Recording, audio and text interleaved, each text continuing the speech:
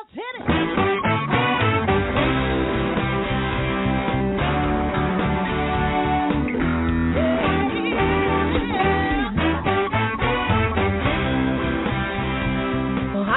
And welcome to Alzheimer Speaks Radio. I'm your host, Lori LeBay, and I'm so excited that you're joining us today.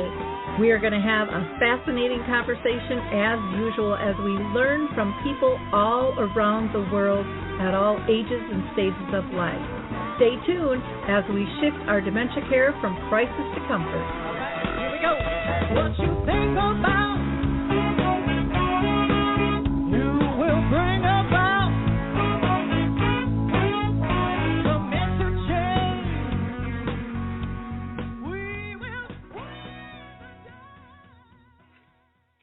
Well, hi, everyone, and welcome to Alzheimer Speaks Radio. I am your host, Lori LeBay, and I'm also the daughter of a mother who lived with dementia for 30 years.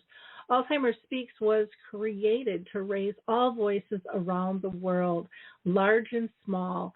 I truly don't believe that we can make sustainable change unless we are unless we are inclusive. Here I go, stumbling over my words already today. For those of you that are new, you will hear on our show, again, a little bit of everything. But today is a really special time. We're going to be talking with Maude's Awards for Dementia Care and Innovation. And I am so excited because this is an area that really needs a lot of support. So many people are volunteering their time and putting in their money, their creative ideas and collaborating. And it's just so nice when people get awarded for the work that they're doing. And there is a lot of great work going on in the dementia field. I also want to just do a couple of shout-outs. One, if you liked our opening music, it's called Clarion Call by the Mark Arneson Band, and you can download that on any of your favorite music platforms. Mark and his band were so kind to allow us to use that music here, and I really appreciate that very much. It's so uplifting. I also want to give a shout out to Artist Senior Living in Wilmette, Illinois. Next week on March 23rd on Tuesday from 5:30 to 6:30 Central Time, I'm going to be doing a presentation for them. It'll be virtual, so anybody anywhere can attend, and it's called Caregiver Survival Camp. And you can call them to register at 224-408-3152. That's 224-408-3152. And, of course, I need to do a couple other shout-outs. One is to the Dementia Map. If you haven't visited dementiamap.com, you're going to want to do that. It's a growing global resource directory that Dave Wiedrich, the founder of the Memory Cafe directory, and myself pulled together. Tons of great information out there, and all are welcome. You're not going to be asked for any personal information. We want people to feel comfortable and just connect with those they need. Speaking of the Memory Cafe directory, a great place for engagement. It is developed for people with dementia and their care partners. There are hundreds of memory cafes throughout the country, but sadly to say, not everybody converted to virtual, but there are probably 100 and some that have. And for most of those, anybody is welcome to join. So go to Memory Cafe directory and then check out Cafe Connect. That's where you will find the virtual ones. I happen to do one on the second and fourth Wednesday of the month called Arthur's Memory Cafe, and you are more than welcome to join that. Just reach out to me. And then I want to shout out to Choral Health because they are still stepping up to the plate during this pandemic and allowing people to download two of their music apps, Music First and Choral Faith. Again, go to Choral, and that's COROhealth.com. And we are going to hear from the footbar walker really quickly, and then we'll be right back with our guests. I can't wait. Introducing the life-changing footbar walker. I'm Peggy from Danville, Kentucky, and I'm 91 years old. The footbar walker revolutionized my care of George. The saving that I made from having to put him in a nursing home came to about $192,000. The foot bar walker opens and closes just like a standard walker. The only thing that is different is the top bar and the foot bar. Does that ever make a difference? Does someone you love use a walker? Do they struggle to get up from a seated position? Are you a caregiver dealing with physical pain and stress as you help your patient? The foot bar walker was designed to assist not only the patient, but also the caregiver. Patients have more control standing up, and no lifting from the caregiver is required. See how it works at thefootbarwalker.com. That's thefootbarwalker.com. Peggy, would you recommend the foot bar walker? Do I ever? I would not be in the health that I'm in today at this age had it not been for the foot bar walker. Well, we're back, and we get to talk about Maude's Awards, and I am so excited to share this information with you today. We have two guests. We have Marilyn Raichle, who began her career in Seattle as an entertainment producer in 1987, and she founded the Seattle International Children's Festival, where she introduced children to the world of culture through performing arts and growing it to become the largest festival in the U.S. What an amazing feat. In 2010, Marilyn received her master's in public administration from Harvard. And upon returning to Seattle, she became a care partner for her parents, both of whom were developing Alzheimer's disease.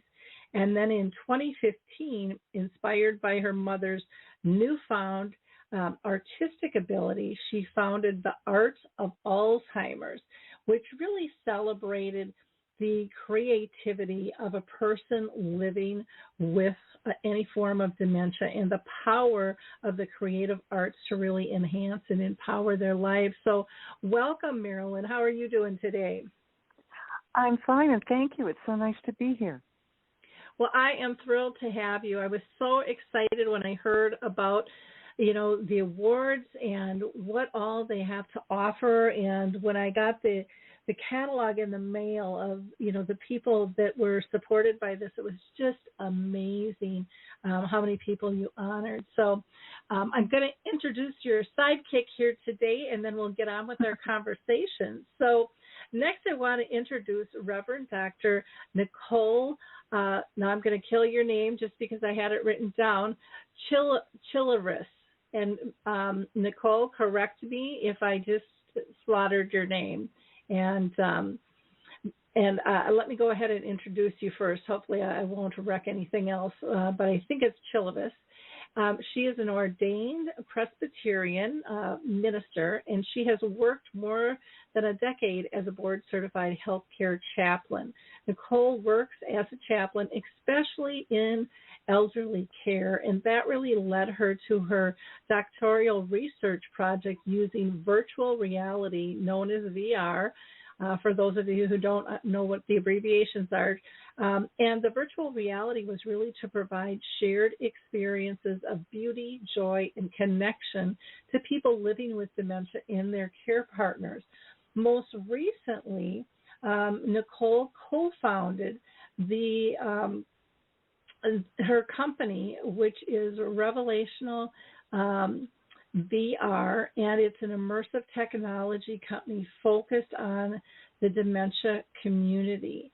And she was also the recipient of the 2020 Maude's Award for her innovation in dementia care.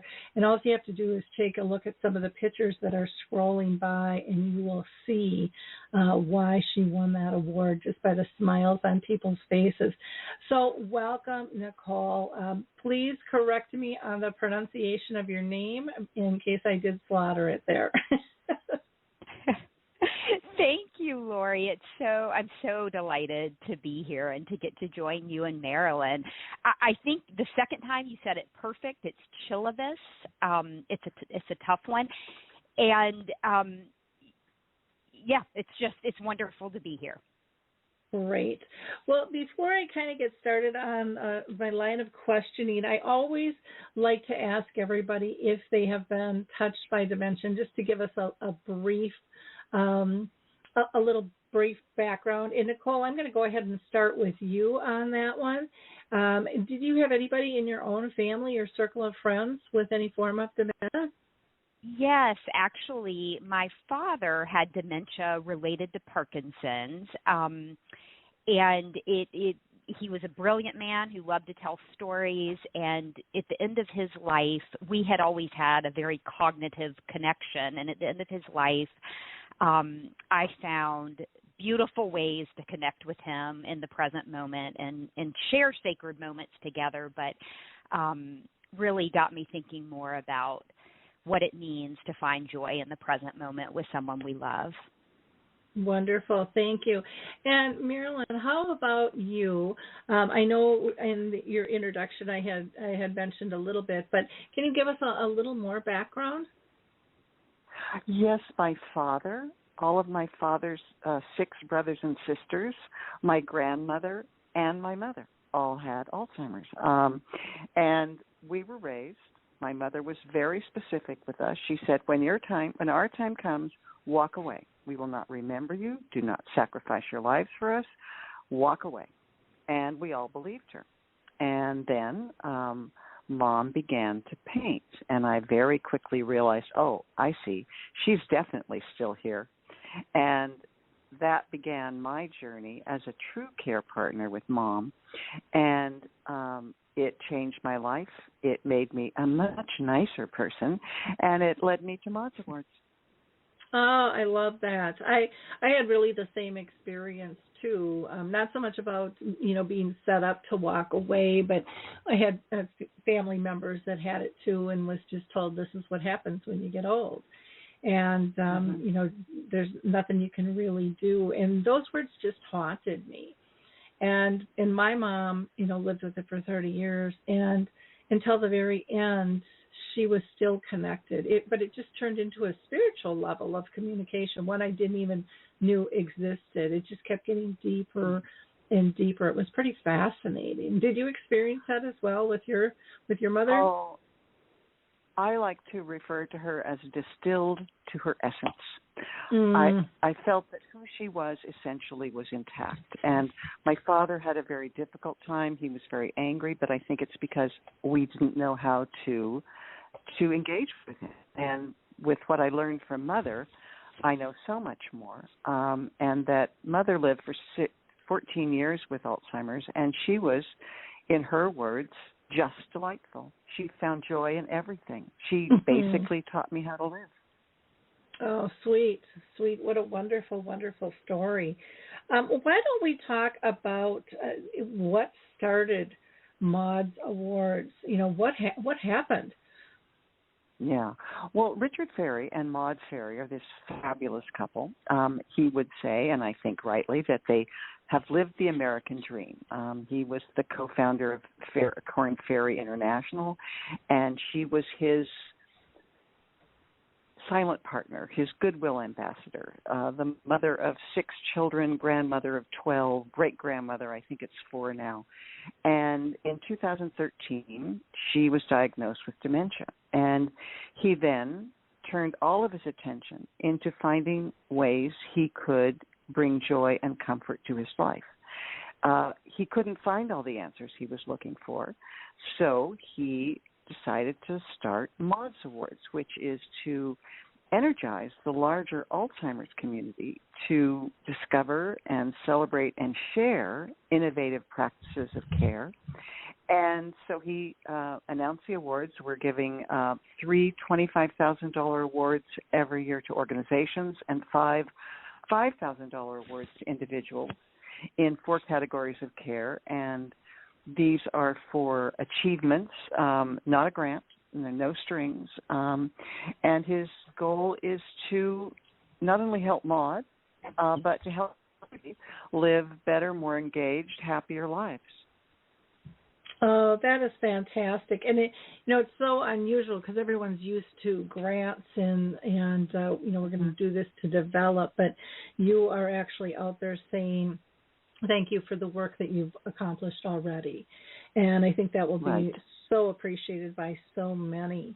Was this, award in the making for some time prior? I mean, I can't imagine the amount of work that goes into even just structuring something like this.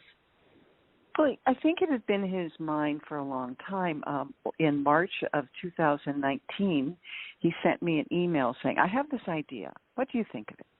And I wrote back and I said, I think it's fabulous. And that was in March. And in the fall, we had an advisory board, and we had put together the basic plan, and we announced the first awards in March of 2020.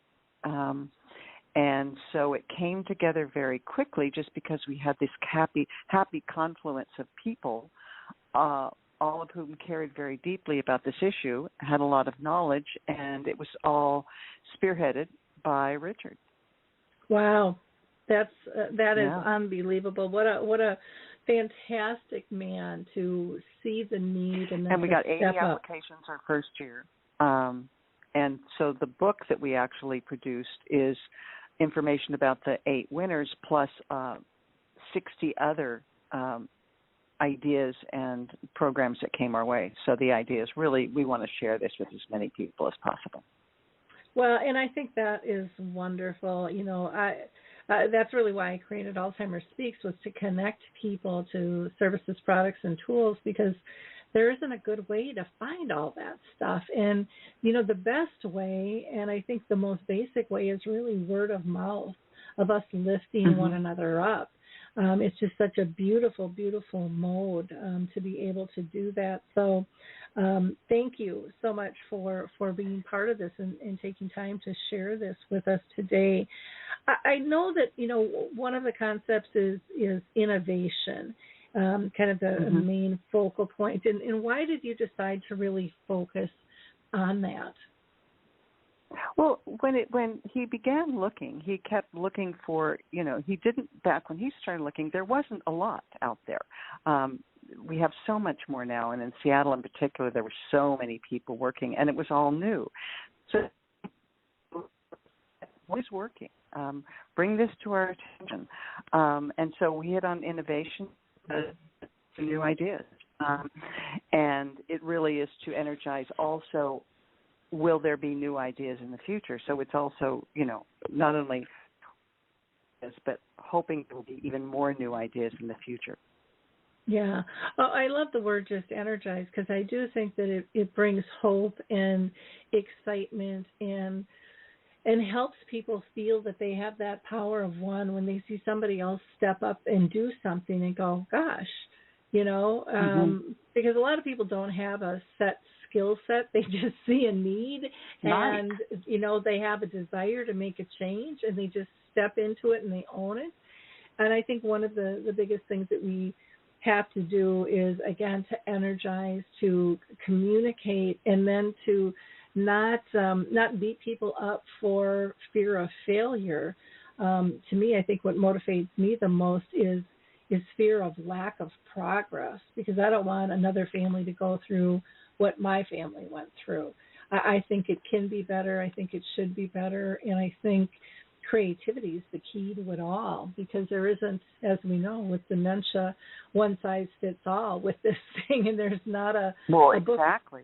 And what's an ahead. innovation in one part of the country or one part of the state or one part of the city isn't an innovation in the other. So it's a huge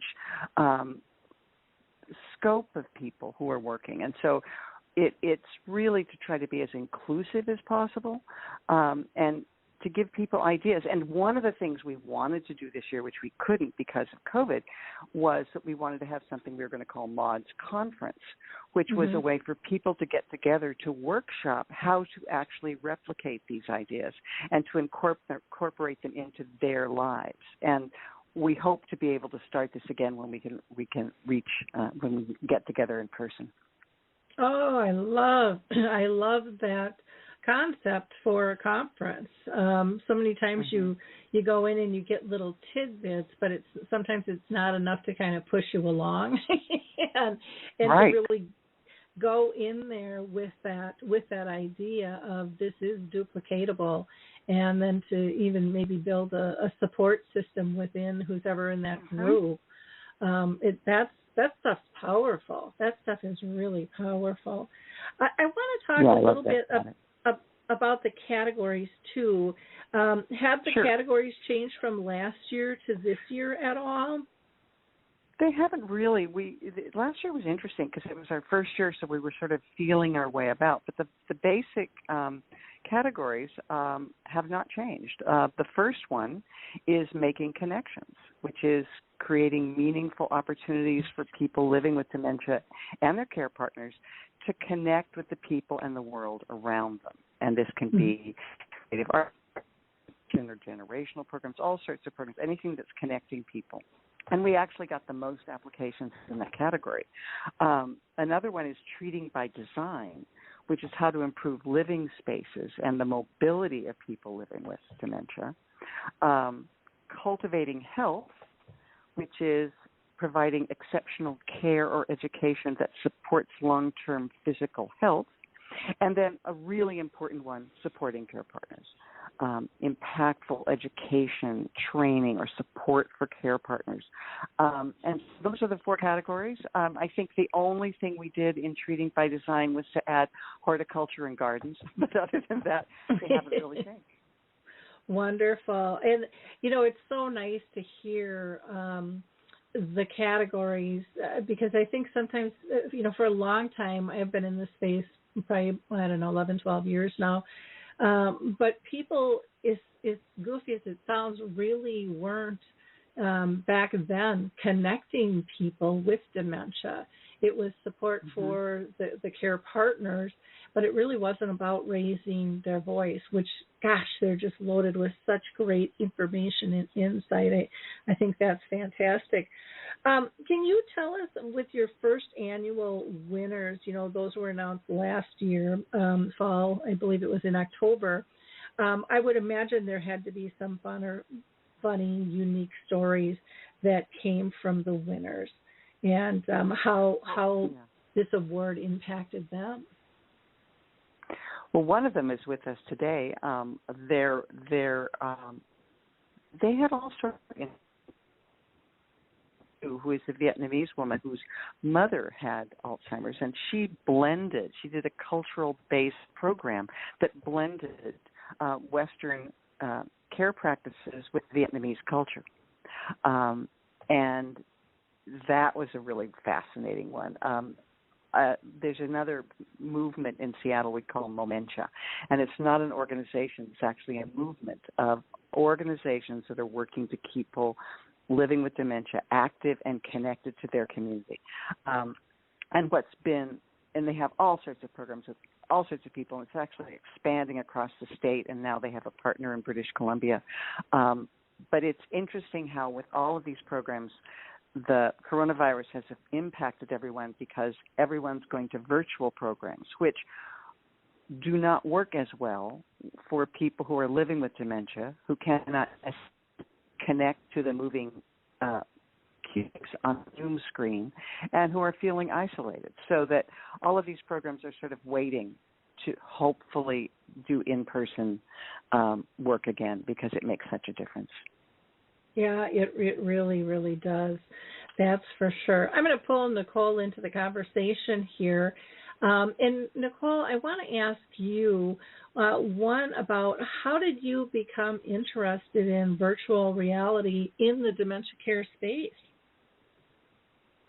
Yeah, so it's kind of funny because I was doing a dissertation, and it was really like this epiphany I had one day. I was also working as a healthcare chaplain for Elder Place in Seattle. And one day I got this call from a memory care facility to come see one of my people, and I'm going to call her Jane. And she was pulling people's hair. She was really agitated, and I had known her for several years at this point and had watched her progress in her dementia process. And I went to see her, and I knew, because I knew her, that she loved to dance. And so just on the spur of the moment, I had my speaker in my bag. I grabbed it out, and I said, "Do you want to dance with me?" And I put on Dancing Queen by ABBA, and we danced the whole song, and it was just so joyful. The whole mood shifted. And so I got home that night, and my husband is actually the CEO of an AR/VR tech company. And this was a couple years ago, and he was just showing me the beautiful worlds that they were creating for different people and like more like real estate and training and that kind of stuff. And it was just in that moment, it was like something just clicked in my brain. And I thought, what if I could build beautiful worlds in virtual reality for my people and bring joy to them, kind of like I did today? Because when I graduated from seminary, I never expected that part of my career would involve dancing to ABBA. And so anyway, so I had that. I called my dissertation chair the next morning, and I said, Dr. Callahan, I want to change everything. I have an idea, and I feel passionate about it. And so that was kind of the beginning of all of this. Oh, that's fantastic. It's fun. It's just fun to hear how people inch into this space and what happens. Why don't you tell us a little bit more about people's experience with virtual reality that you did in your study? Maybe there's a couple of stories specific that you could share with us.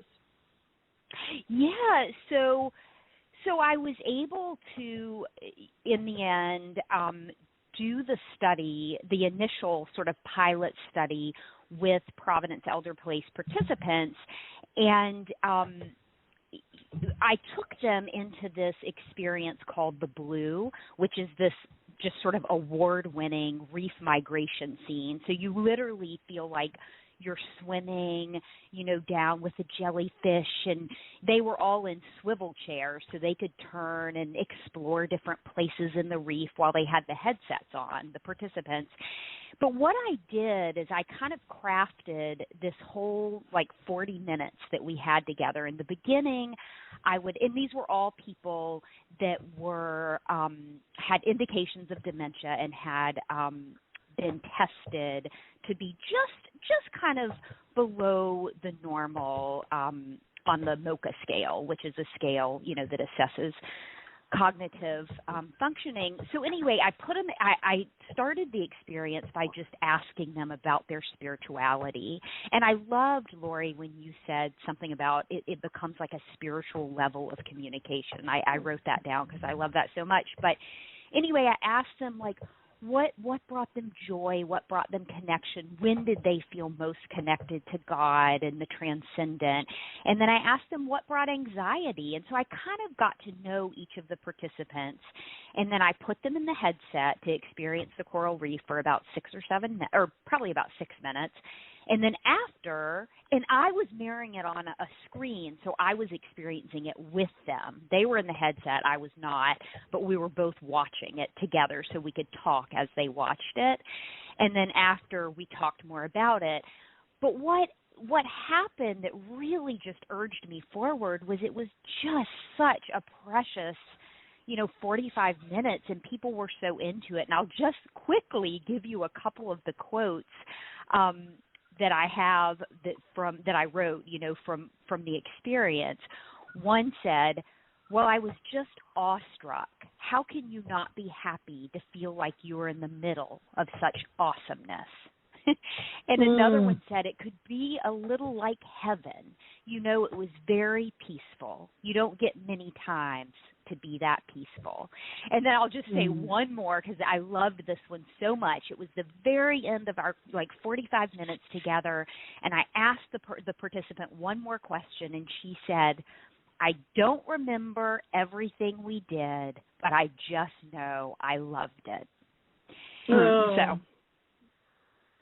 Yeah, that pretty much sums it up right there. It's so apropos too, because I think so often as care partners and professionals, we think about all the tasks we're doing and we check this list off, but it really truly comes down to how are we making them feel, yes. and are they peaceful? Are they comfortable? Do they have this sense of joy? And because those are the things that we remember, those are really deep, emotional, great places to be. And sometimes we miss out on some large opportunities to make those connections with people. So thank you for sharing that. I also want to ask you, Nicole, how has Maude's Award influenced your plans for the future? Yeah, as you guys were talking in the beginning, I was even thinking more about that. It has tremendously influenced my future. And first of all, I think winning the Maude Awards was just such an incredible gift. And it was really encouraging for me to have done this study and then to have Maude Awards just say, yes, we believe in you and we want to, acknowledge you. But the other thing that was so important for me is Maude Award has honestly connected me to so many people in the dementia community, even you today, Lori, but so many people who are doing such beautiful work. And when I first started this project, I was sort of thinking of dementia as this cognitive wilderness and wondering where God's grace was in this. And I would say since winning Maude Awards, I have really over and over found where God's grace is in this conversation and in this community. And I can truly say Maude Awards has really pushed me to say, yes, I am going to pursue this, and I am going to see if I can help this reach more people in the way that I did, initially in the study. Wow, that just gave me goosebumps when you were saying that, because I so align with that. It's, the power of acknowledgement is huge, and a lot of times we don't know how many people we're affecting or what our reach is, because a lot of people don't track that stuff. They're just plugging along trying to make a difference. And then when you get that acknowledgement, it really does, I think, spur you on. And, it's kind of like you're a spark that starts the fire that allows other people to believe in themselves as well. And that is just so wonderful to see, and to see people being drawn into making a difference for something that's much, much bigger than any sole individual, for sure. So first of all, congratulations on your work. I think it's absolutely fabulous, and I can't wait to see how you continue to progress in this realm of dementia and just care for our elders as a whole. I truly do believe you are filling people's souls on a spiritual level with so much love and joy and engagement. And a lot of times, even individuals out on the street, I know I fell into that same thing too. I didn't know how empty I was until I got filled back up. And that was just kind of an accidental thing. And then you go, wow, I really do need more of this in my life, And so kudos to you. And I would imagine as people watch somebody using virtual reality, I mean, I've tested it in my own home, and it kind of ignites that energy throughout the whole room. Everybody gets excited, even though they can't see what's going on, but it's just contagious. Do you find that? Yes. I'm so glad you said that, because one of the things, I love the virtual reality and I love the beautiful worlds, but one of the bigger points of the whole thing is just what you said. Everybody gets excited. So the care partners, it brings them joy, and it brings the family joy, and whoever's there. I was just in Atlanta with my mom, and I was showing her all this stuff, and we were just laughing and having so much fun. And so it's as much about sort of the beauty and connection while you're doing this sort of unique, fun, beautiful thing as the actual tool itself. The VR is just a tool, but it's the relationship. And even in my study, I couldn't separate out what just had to do with that beautiful 45 minutes we had together and the VR experience. It was all of a piece. The sharing is so beautiful. Yes. It is. Well, and it equals out the players, because everybody is amazed, and if it's a heights thing, they're like, whoa, with the depth and things like that. There's so many different facets, or maybe it's the sound, and It's a wonderful thing, but it equalizes everybody and puts them in this, imaginary space that feels totally real, that your whole body reacts to, and you can't kind of put a damper on it. It just kind of explodes out of people. Anyways, that's been my experience. When I see them, it's like even if they try to be reserved, they can't. They just can't because it's so cool. Yes, and I'll just say one more thing, Lori, about Maude's Awards. It was so significant for me. It wasn't just the encouragement, although that was huge, but honestly, it allowed my co-founder and I to buy these 360 cameras, and we started creating our own content to really, get into it. And we did breathing meditations, and I read Psalms on the beach and poetry, and we would go to all these beautiful settings because it was the pandemic. And so I was a chaplain but I couldn't see my people in person very much. And so I had them in mind, trying to create things for them because I usually did a worship service every week for them. And so we started creating all of this really spiritually focused content that was also super fun. And we were sort of enabled and encouraged and allowed to do that because of this generous gift of Maude's Award. Cool. That's fantastic. Marilyn, how does that make you feel when you hear something like that? I'm just beaming. This is just so lovely to hear. It's so nice of you to say that, but I'm just so pleased. This is what we had hoped to achieve. So, yeah, it makes me feel kind of wonderful. It makes me very happy. And I actually wanted to say on a completely different level, in terms of the sharing in times of the coronavirus, one of the things that Dementia did was they started a virtual scavenger hunt that everybody could be involved in. And so they would set out, okay, let's find an animal. And even though people couldn't join in large groups, they could find pictures together. And they could take photographs, and they would post them. And so this anything that builds community and sharing and things you can do with each other. So difficult now. So it's just wonderful to hear this, Nicole, and thank you. Yeah, very, very beautiful. Well, and I think the sharing.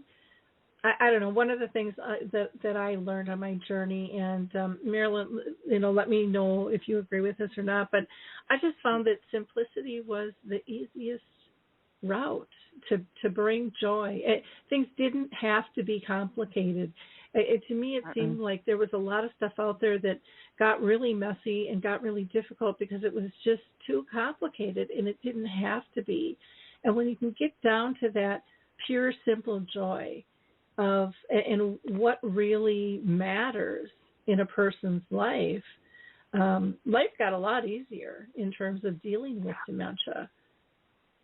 I had a friend once because I'm fond of saying to people, the first lesson of a care partner is to let go of the woman who used to be and embrace the woman who is with you in the moment. And that's easy to say, and it's easy to accept intellectually, but it's much harder to actually accept emotionally. And so I was talking to a friend recently, and she said, I was visiting my mom, and she's losing her memory, and I cried every day. And I said, well, first of all, remember, she's 96, so give her some space. I said, but is there anything she enjoys doing that you can share? And with Mom, it was Scrabble. She loved to play Scrabble. And we played all. And he had to ask if the word, that didn't matter. She loved to play Scrabble. And so she looked at me, my friend. She said, well, I sing. I said, well, do you like to sing with each other? Would she like to hear you sing? And so we started going. Finally, that was sometimes just being there is enough. Maybe a touch, maybe a song, just listening. And I said, living in the moment is really peaceful once you get the hang of it. You just have to let go and hop on for the ride. So I would hop on for the ride. Yeah, and that is so true. It is that difficult piece of letting go. But I think what people don't realize is, and I think we're all control freaks to a certain stance, but what we don't understand is some of the most beautiful journeys in our lives are detours, places we never would have gone if something didn't happen. And so for me, one of the things that I learned to ask myself was, what's the lesson? So if I'd get really frustrated and, you know, I just felt like my head was to the wall and there was no way out, you know, I would just, and sometimes I would have a screaming match with God. I didn't always talk to him nicely. It was like, I need to know the answer. And what I found was that so often I was swirling in all the minutia. I really wasn't looking for the answer, even though I thought I was paddling hard and fast for it. I wasn't. And then it would just drop in, and it was like, oh, well, that makes a whole lot of sense. And then all that dysfunction and the drama just dissipated, and you could get back to that moment of calm or joy. And sometimes I think people don't realize how important calm is, how comfortable that feels and what it does to our body, and that we don't always have to be busy. You mentioned just, you know, maybe sitting by your mom. I found sitting by my mom was the safest place in the world because she didn't judge me anymore. I could just be and feel whatever it was that I needed to go through, and she just accepted that. And so, you know, to me, that was one of the huge gifts she gave me, was to try to be like that for others, to be that safe place where people can be authentic. To this day, I will go to assisted living where I have all my new adopted mothers. To this day, I will go there to relax. Real time is so peaceful. There are no deadlines. There's no hurry. There are no regrets. Just the moment. And every moment is precious. And I just love being with the women. And I give everybody neck massages. It's a thing. When I got there, I always ask permission.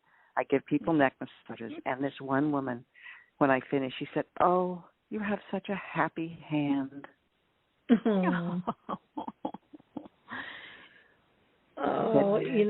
tuck your wings in a handkerchief when you're not here. And it's just like, who wouldn't want to be with these people? These women are adorable. And so, I would just go there, and then I would leave so refreshed and so calm because I had just been in the moment. Yeah. Well, you're surrounded by earth angels, you know, with them. And it's interesting. You know, I interview people all over the world at all ages and stuff and stages of life. And one of the common factors of people that end up getting drawn into kind of the business and advocacy side with this is their realization of how precious all of these individuals are and what a gift they are and how much they can teach us to make the world a better place. And you know, it might not sound like much, but when you really sit down and think about that's really powerful stuff, that you know, people's eyes are being open to seeing the world very differently than maybe what they were told or taught is in front of them. And gosh. Well, listen, Marilyn, I want to make sure that we get in all of my questions I had lined up for you. So this year is the second annual award application, and that just lit on fire and opened the door March 2nd. And how long is that open for, and who all can apply? Sure. It is open until mid-May, May 15th. So there's plenty of time. You can go to the website, www.maudesawards.org, to download the application. There's information there, information on the categories. And anyone can apply. You can be a for-profit, nonprofit organization. You can be an individual. That there are no limits on who can apply. We want to hear from anybody and everybody who has programs, products, practices of care that have made a difference in the lives of people living with dementia. and then to share as many of those programs as possible with as many people as possible. Oh, fantastic. And I love that it's open to both for-profit and nonprofit and organizations and individuals, because there truly is a mixture out there, and there is a lot of, kind of tug of war between profit and nonprofits in industries in terms of awarding, if it's grants or funding or just how people are perceived. And I think it's nice to equalize all of that, because there's a lot of nonprofits that aren't making squat for money out there, and yet the nonprofits, are positioned because most of them have some, more grants and things, and everybody utilizes their. I'm not saying one's better than the other. Don't get me wrong on that, but there are just so many great things that are happening, and to me, that's just so exciting to be able to share that stuff with the world and to give people hope. Because, as you all know, you don't know what you don't know. And so if someone doesn't tell you, or if it's not easy to find, you're still out of the loop with it all. Yeah. And so Maude's Award is really filling a huge, huge gap on multiple levels, I think. So thank you so much. And also the national focus, so anybody's, in the country is open to apply. Oh, good. I was going to ask you that next. I also wanted to ask, what are your hopes for this year with the awards? Well, I think on one level we just are excited to hear anything, but one of the hopes we have for this year, besides that we want a national reach, is that there are a lot of programs and really good programs for early stage, but the one thing we realized for the applications we got this year is that there are fewer programs for people who are in late stage dementia, and that we are really interested in hearing about programs that have served mid to late stage, just because it's more difficult to engage. And I know this with my mom, who was in late stage and deaf, and so it was more difficult for her. But she even at the end. But yeah, so I think that we're looking for late stage, and we're looking for that, but not specifically. I mean, we're not going to say if it isn't late stage, you can't apply, but we want everything. But I'm really interested in hearing more about that. Oh, wonderful. And I think part of the reason you might be hearing more about early onset and early to mid stages, and this is going to sound really, really silly, but it wasn't addressed before. It's really only been in the last 5 years, because I know when I came into this realm, one of the conditions I made to myself switching out of real estate here was I refused to work in a broken system. And I wanted to do things differently. And the battle I ran up against, it floored me, because there was even pushback about being inclusive with people with dementia. And that has been one of my, I guess, most powerful motives was, getting that done. And so we've seen a big shift in that. And so people, I think, have realized it's a gap that's missing, that was missed. But yet, we have this whole spectrum that we have to fulfill.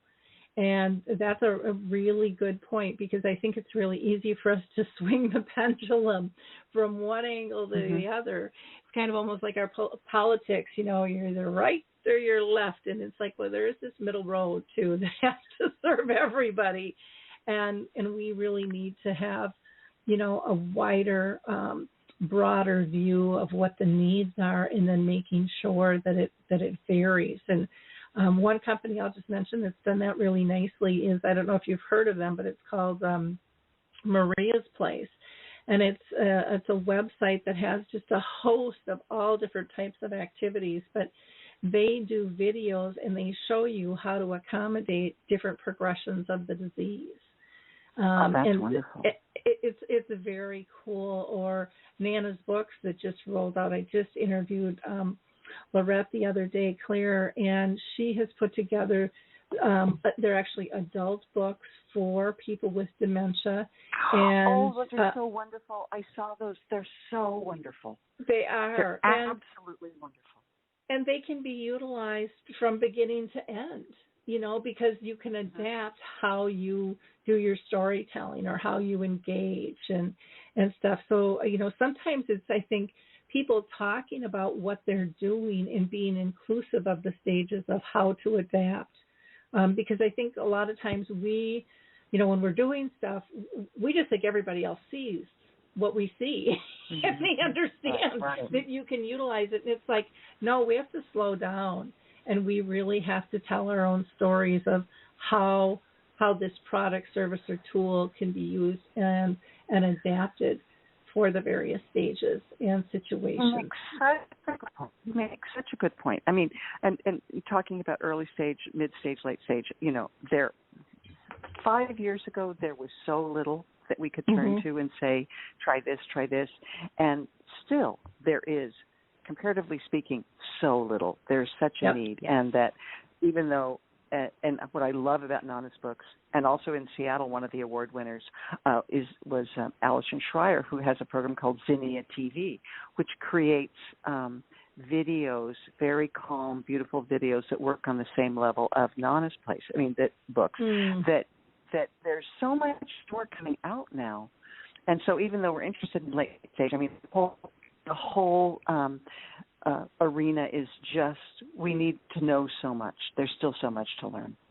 Yep. And we can learn by sharing. That's one of the greatest ways that we can really push ourselves forward, is not making the same mistakes over and over in terms of trying to get through progress, but really collaborating with one another and asking each other for feedback, I think is just a critical piece in all of this. And then also, I think what's really important, we've got a lot of dementia-friendly communities, grassroots, and formal organizations out there, is to really be extremely conscious not to squash creativity, not to think that it has to be this square little box or a bed in a bag, and this is all you need. We all need to build this huge toolkit, because we don't know what's going to happen and how things are going to progress or how we're going to react and what resources we're going to have for ourselves. And the worst that's going to happen is we're not going to need something we learned about, but we can share it with someone who may need it. And that's powerful stuff, to not make people feel alone. So, well, I am just so grateful that the two of you were able to take the time to be with us today. Nicole, was there anything else that you wanted to cover that we didn't? Well, I will just say, in reference to what you all were just talking about, I just finished doing 25 interviews with adult children of people living with dementia, so care partners.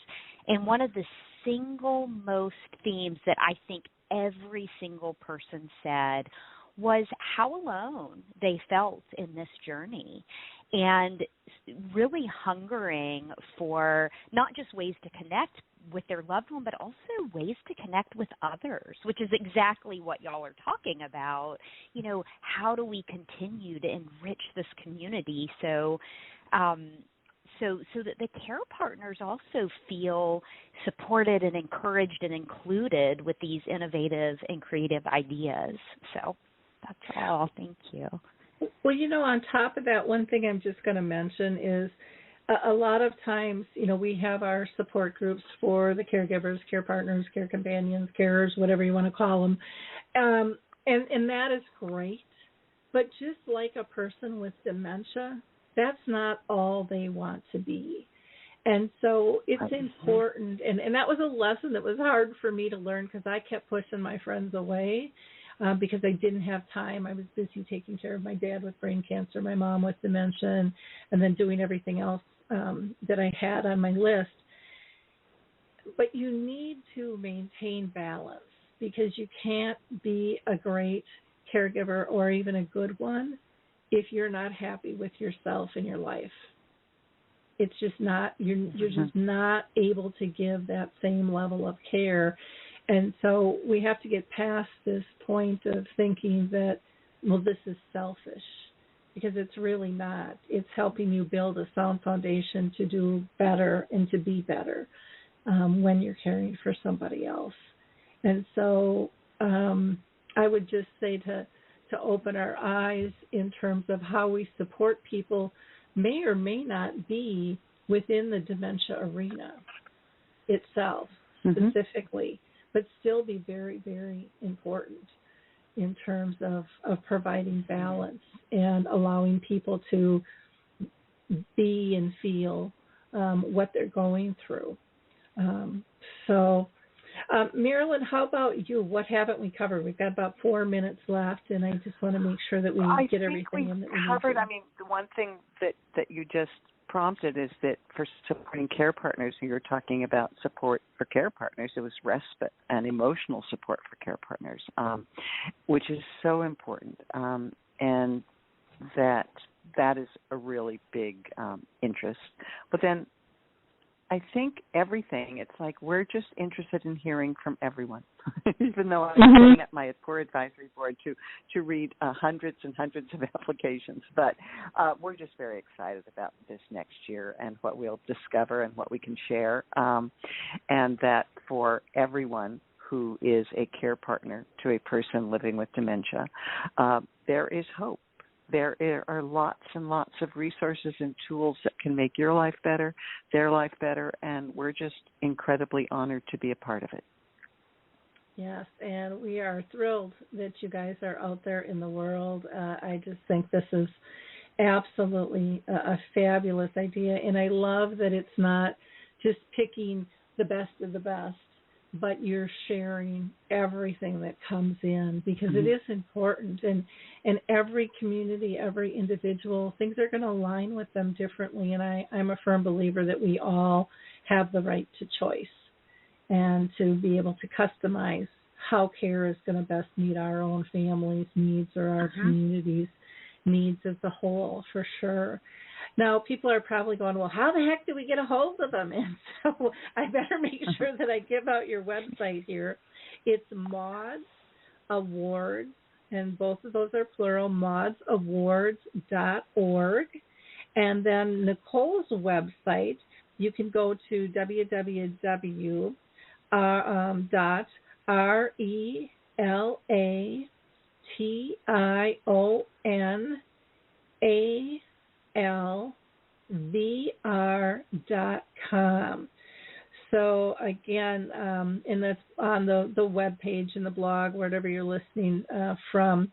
But feel free to check them out. And again, you have until May 15th to get those applications in. But don't wait till the last minute either, because I'm sure this year you are going to get hundreds, if not thousands, of applications. I've been telling a lot of people, and they are so very excited about this. So very excited about this. And I would love to have you back on the show. When you pick your winners there, maybe we could have them all come on the show with you and talk a little bit about what they're doing, if you're open to that. I would love that. Oh, that'd be great. That'd be wonderful. Wonderful. Well, to our listeners, don't be shy about this show. Click it, like it, share it, pass it on. People need to know about Maude's Awards. We need to raise the voice of all. We need to connect people to hope and innovation and creativity, and that's exactly what they're all about. If you have any questions for me, you can always reach out to me at Lori at Alzheimer Speaks, or go to alzheimerspeaks.com, and maybe, just maybe, you can be our next guest. Everyone is welcome.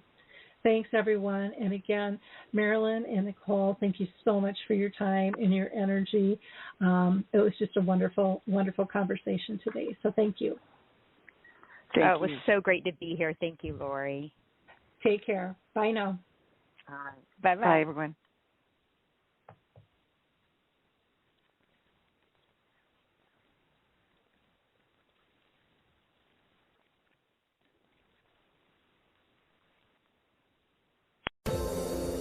Hi, everyone. This is Meredith from the Senior Fitness with Meredith podcast, where I discuss all things for seniors. From fitness, your health and wellness journeys, how to be all over strong and beyond. I also have my mini podcast called Motivation with Meredith. It's a great, quick motivational pick-me-up for your days. Join me, listen now, search for Senior Fitness with Meredith on your favorite podcast platform.